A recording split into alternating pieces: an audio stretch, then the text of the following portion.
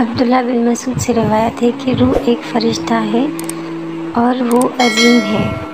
وہ آسمان، زمین اور پہاڑوں سے بھی بڑا ہے اور اس کا مقام چوتھے آسمان پر ہے۔ وہ ہر روز 12,000 تسبیح کہتا ہے، ہر تسبیح سے ایک فرشتہ پیدا ہوتا ہے اور یہ روح نامی فرشتہ قیامت کے روز تنہا ایک صف ہوگا اور باقی سب فرشتوں کی ایک صف ہوگی۔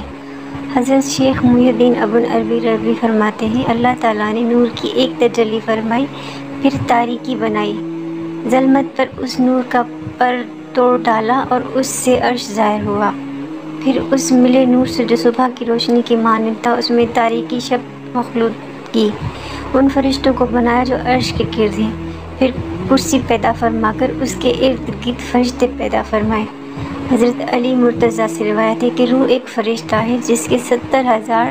سر ہیں اور ہر سر میں 70,000 چہرے ہیں اور ہر چہرے میں 70,000 من ہیں اور ہر من میں 70,000 زبانیں ہیں اور ہر زبان میں 70,000 لغت ہے، اور وہ فرشتہ ان سب لغتوں میں سے اللہ تعالیٰ کی تسبیح کرتا ہے اور ہر تسبیح سے ایک فرشتہ پیدا ہوتا ہے جو قیامت تک فرشتوں کے ساتھ پرواز کرے گا۔ حضرت ابو سعید رضی اللہ تعالیٰ عنہ سے روایت ہے کہ حضرت محمد صلی اللہ علیہ وآلہ وسلم نے فرمایا، جنت میں ایک نہر ہے، اس میں جبریل امین رحمۃ اللہ علیہ السلام داخل ہو کر پھر باہر آ کر پر جھاڑتے ہیں، جتنے قطرے ان کے پروں سے گرتے ہیں اللہ تعالیٰ ہر قطرے سے ایک فرشتہ پیدا فرماتا ہے۔ حالانکہ حضرت جبریل علیہ السلام کے 600 پر ہیں، اگر ایک پر پھیلا دے تو آسمان کے کنارے چھپ جائیں۔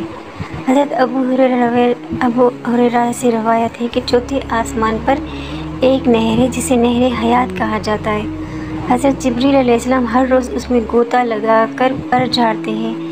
جس سے 70,000 قطرے گرتے ہیں اور اللہ تعالیٰ ہر قطرے سے ایک فرشتہ پیدا فرماتا ہے۔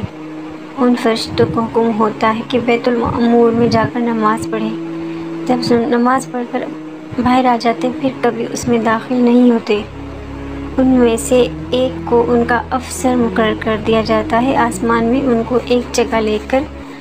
کھڑا ہو، وہ سب وہاں مل کر خدا کی تسبیح کرتے ہیں۔